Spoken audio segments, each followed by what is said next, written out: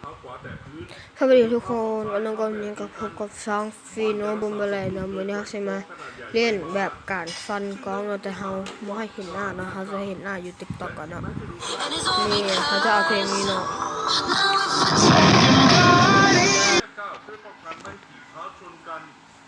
นี่เนาะนี่เขาจะเอาแบบเป็นแบบกดค้างแล้วก็คูณสองเขาบอกสติ๊กเกอร์เลยเนาะสติ๊กเกอร์ของซัมซุงแบบถ้าเขาอัปเดตมันก็จะบ่มีอย่างนี้เนาะมีอันใหม่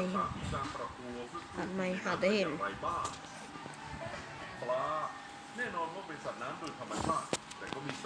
เห็นเลยเนาะเห็ดรองตั้งเลยดวงนอนให้แบบเขาเลยทำอะไรที่นี่คือเนาะต้องการอะไรแบบ And it's all because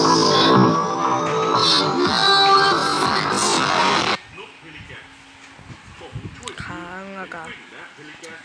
เขาก็ต้องฟันแบบเป็นจังซี่เนาะแต่ว่าเขาอยู่แดดมันจะเป็นคืนถ้าแบบ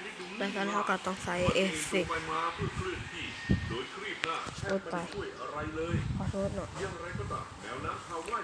เอฟเฟกต์นี่เราต้องใช้เอฟเฟกต์การฟันกล้องนี่เนาะ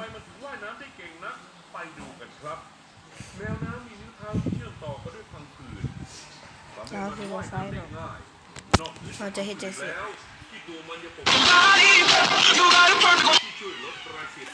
นี่